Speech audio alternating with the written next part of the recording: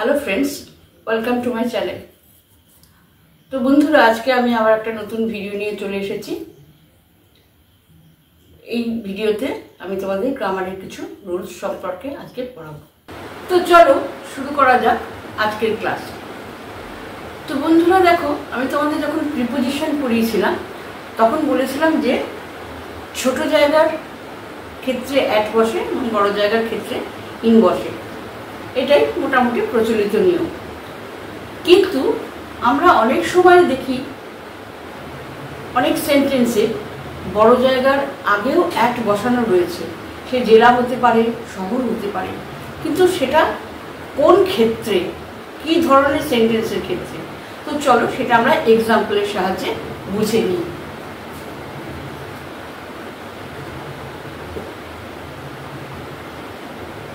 যেমন ধরো আমি লিখছি he lives at Kolkata in West Bengal.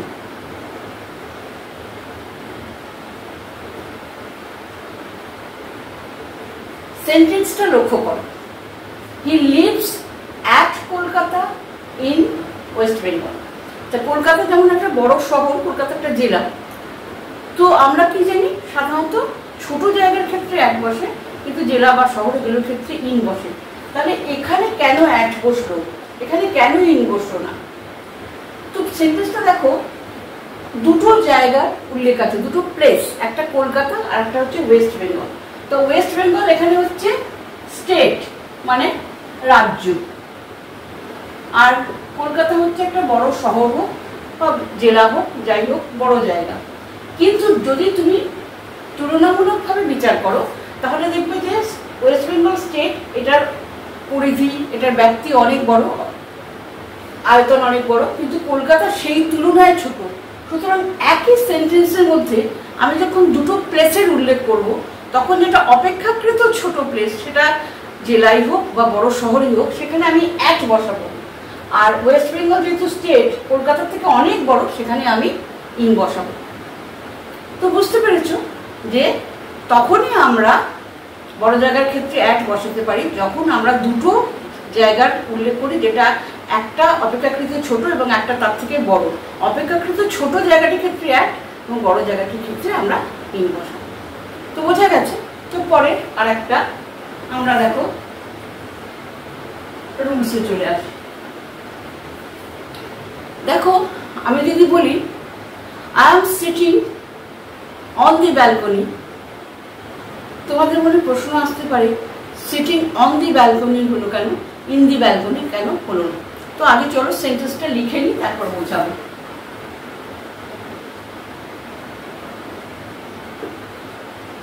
I am sitting on the balcony.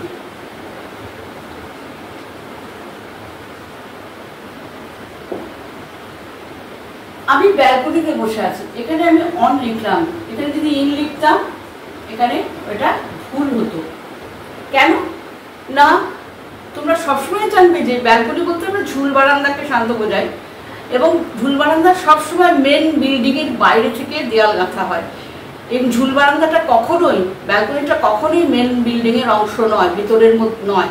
সেই জন্য এখানে কখনোই আমরা ইন ব্যবহার করতে পারি না, সবসময় আমরা অন ব্যবহার করব, কারণ এটা বাড়ির বাইরের অংশ। সেই জন্য এখানে আমরা অন ব্যবহার করব। তো বোঝা গেল। তো কখনো ভুলেও আমরা I am sitting in the balcony লিখবো না, I am sitting on the balcony. এবার পরের আর একটা রুলে চলে এসি। দেখো আমরা প্রাপ্তবয়স্ক মানুষদের জন্য, মহিলাদের জন্য মিসেস, মিস এগুলো ব্যবহার করি, আর জেন্টলম্যানের ক্ষেত্রে অথবা পুরুষ মানুষের ক্ষেত্রে আমরা কি ব্যবহার করি, জেন্টসের ক্ষেত্রে আমরা ব্যবহার করি মিস্টার। তো মিস্টার কথাটা আমরা আগে লিখি। মিস্টারের শর্ট ফর্ম হলো MR full stop, mister. Mister আমরা কাকে বলি?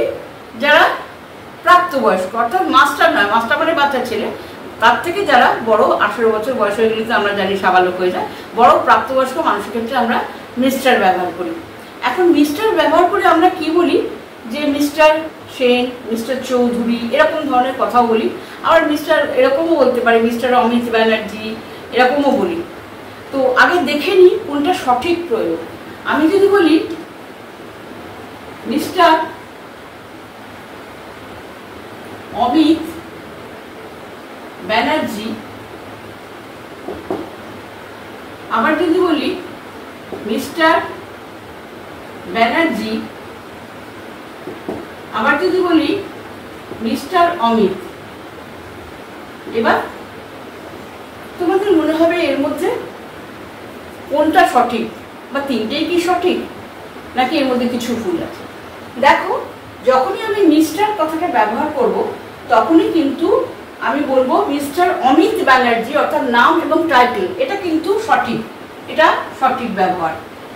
যদি আমি নাম না বলে শুধু মিস্টার ব্যানার্জি বলি সেটাও কিন্তু সঠিক, কিন্তু যদি আমি বলি মিস্টার অমিত সেটা কিন্তু সঠিক নয়, সেটা কিন্তু ভুল।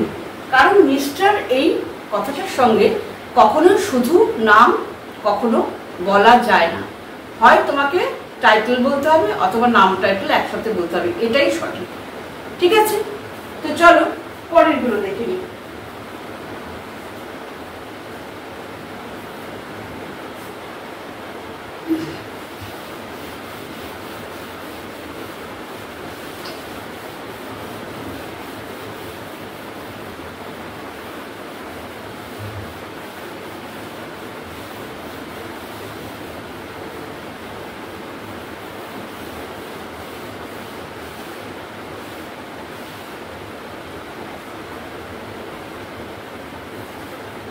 দেখো, আমরা এবার মিস্টারেরই একটা প্লুরাল ফর্মের ব্যবহার দেখে নেব। অনেক সময় আমরা কি দেখি, মেসার্স,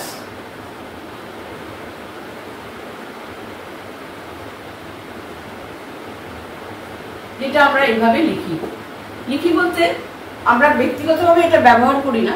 তোমরা যখন দেখবে কোনো মার্কেটে গেছো, কোথাও দেখবে দোকানে হোর্ডিং টাঙানো আছে মেসার্স কারণ নাম অ্যান্ড সন্স এরকম লেখা থাকে।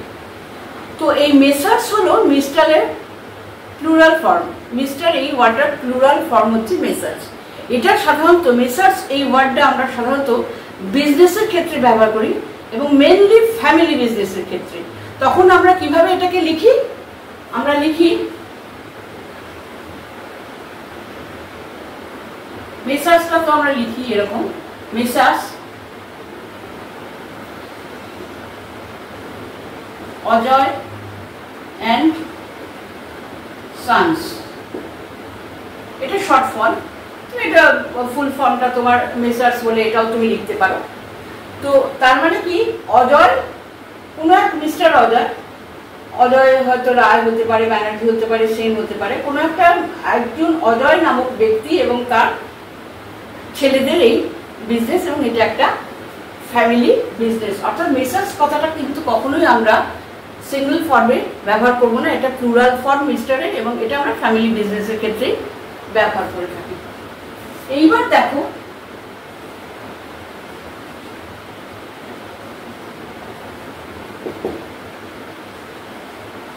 মেড অফ আর মেড ফ্রম, এইটা কিন্তু তোমরা সর্বদাই মানে বিভিন্ন রকমের লেখার মধ্যে দেখে থাকো। তোমাদের মধ্যে কনফিউশন আসতে পারে যে মেড অফ কখন ব্যবহার করব বা মেড ফ্রম ব্যবহার কখন করব। দেখবে যে কোনো জিনিস থেকে যখন কোনো জিনিস তৈরি হয় তখন আমরা বলি মেড অফ, এটা দিয়ে তৈরি মেড অফ, আমরা কখনো বলি মেড ফ্রম। তাহলে আমরা কনফিউজড হয়ে যাচ্ছি, মেড অফ কেন, মেড ফ্রম কেন? তাহলে এর মধ্যে নিশ্চয়ই কোনো ডিফারেন্স আছে। যেমন ধরো, আমি যদি বলি this window is made of wood, এটার মানে হচ্ছে এই জানলাটা কাঠের তৈরি। আমি এখানে অফ ব্যবহার করলাম। কেন অফ ব্যবহার করলাম?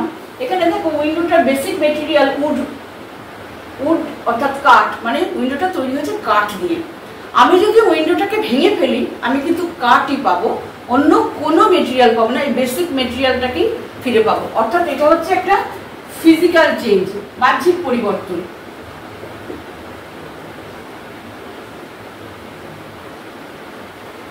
যখন কোনো জিনিস থেকে কোনো জিনিস তৈরি করা হবে, বেসিক মেটেরিয়ালটার যদি কোনো পরিবর্তন না হয়, চেঞ্জ করতে গিয়ে যে জিনিসটা ট্রান্সফর্মড হয়ে গেছে, অর্থাৎ উডটা উইন্ডো হয়ে গেছে কিন্তু উডটা উডই আছে, ভেঙে ফেললে আমি উডই পাবো, অর্থাৎ বেসিক মেটেরিয়ালটা আমার পুরোপুরি একই থাকবে। বেসিক মেটেরিয়ালটা দেখতে শুধু আলাদা হবে, তার বাহ্যিক একটা পরিবর্তন হবে। তখন সেক্ষেত্রে আমরা মেড অফ ব্যবহার করব। তখন কি ব্যবহার করব? Made of. তাহলে মেড ফ্রমটার ব্যবহার কখন করব? দেখো, butter is made from milk। এক্ষেত্রে দেখো বেসিক মেটেরিয়ালটা হচ্ছে তোমার মিল্ক, অর্থাৎ দুধ থেকেই কিন্তু মাখন তৈরি হয়। এখন মাখনটা তৈরি হয়ে যাওয়ার পরে আমি মাখনটাকে কখনোই আর দুধে পরিবর্তন করতে পারবো না। কারণ কি? মিল্কটার কেমিক্যাল চেঞ্জ হয়ে গেছে, রাসায়নিক পরিবর্তন হয়ে গেছে।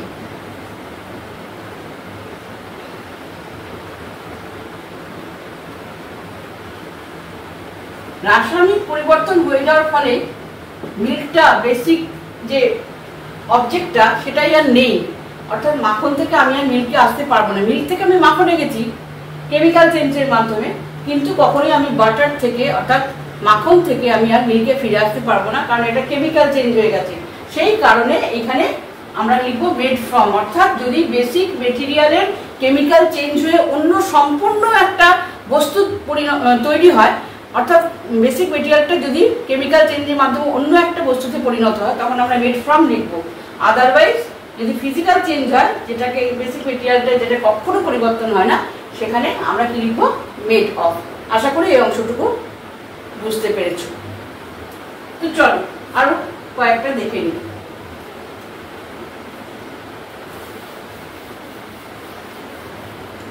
এইবার দেখো,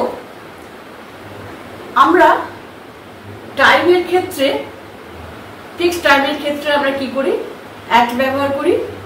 আর অনেক সময় আমরা সবসময় ফিক্সড টাইমের ক্ষেত্রে অ্যাট ব্যবহার করি, বা যদি বলি যে এই সময়ের মধ্যে, তখন আমরা ইন ব্যবহার করি, উইদিন ব্যবহার করি। কিন্তু আমরা সাধারণত ফিক্সড টাইমের ক্ষেত্রে অ্যাট ব্যবহার করি। এখন দেখো, একটা দিনকে যদি ডে কে আমরা ভাগ করি, মর্নিং, আফটারনুন, ইভিনিং, এরকম ভাবে আমরা ভাগ করি। তো সেই মর্নিং এর ক্ষেত্রে আমরা কি করি? আমরা লিখি ইন দি মর্নিং। কারণ কি? মর্নিং এর ডিউরেশনটা অনেক বড়, 3-4 ঘন্টা। ইভিনিং এর ক্ষেত্রেও আমরা দেখি বিকেলের পর থেকে যে ইভিনিং এর সময়টা, সেটাও কিন্তু একটা অনেকটা সময়, সেজন্য সেখানে আমরা ইন ব্যবহার করি। কিন্তু যখনই আমরা ফিক্সড টাইমের কথা বলি, আমরা সবসময় অ্যাট ব্যবহার করি। কিন্তু দুপুরবেলা, এটাও তো একটা দিনের একটা ভাগ, আমরা সেক্ষেত্রে কি ব্যবহার করি? দুপুরের ক্ষেত্রে আমরা দেখো, আমরা কি ব্যবহার করি? At noon. অ্যাট নুন আমরা ব্যবহার করি। অ্যাট নুন কেন ব্যবহার করি? কারণ কি? নুন এই সময়টা একদম ফিক্সড একটা টাইম, এক্সাক্ট একটা টাইম, দুপুর 12টা। এবং 12টাকে আমরা সবসময় কি করি? নুন বলে মনে করি। এবং নুনের ক্ষেত্রে যেহেতু এটা 1 মিনিট আগেও নয়, মানে 11টা বেজে 59 মিনিট নয়, বা 12টা বেজে 1 মিনিট নয়, একদম ফিক্সড টাইম 12টা। সেই জন্য এখানে আমরা কি করি? এটাকে আমরা কি বলি? আমরা নুন বলি। অর্থাৎ একদম ফিক্সড টাইম হচ্ছে 12টা। তো 12টা যেহেতু নির্দিষ্ট টাইম, এবং এটা আগে পরে কিছু ব্যাপার নেই, 1 মিনিট 1 সেকেন্ডে এধার ওধার নেই, সেজন্য আমরা অ্যাট নুন এটা ব্যবহার করি। এইবার দেখো, আর একটা জিনিস তোমাদের মধ্যে প্রশ্ন আসতে পারে। আমরা কখনো কখনো কোনো কিছুকে ধরার জন্য বলি ক্যাচ, আবার কোনো কিছুকে ধরার জন্য বলি হোল্ড। তাহলে ক্যাচ আর হোল্ড দুটোর মানেই তো এক। তাহলে কেন আমরা কোনো কোনো ক্ষেত্রে ক্যাচ বলি, কোনো কোনো ক্ষেত্রে হোল্ড বলি? দেখো,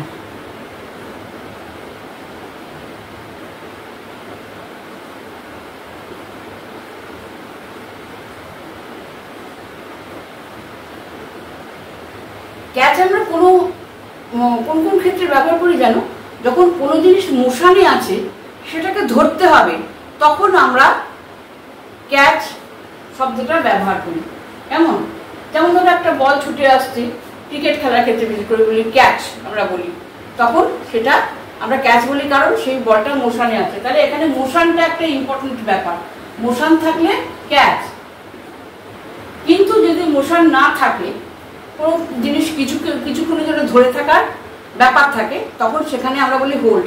মানে মোবাইলটা আমার ধরো তো, হোল্ড মাই মোবাইল আমরা এরকম বলি, হোল্ড মাই পেন আমার পেনটা ধরো, হোল্ড মাই বুক আমার বইটা ধরো, তখন কিন্তু আমি ধরতে বলছি কিছুক্ষণের জন্য, এখানে কিন্তু মোশন নেই। তাহলে নো মোশন যখনই হবে তখনই হচ্ছে হোল্ড।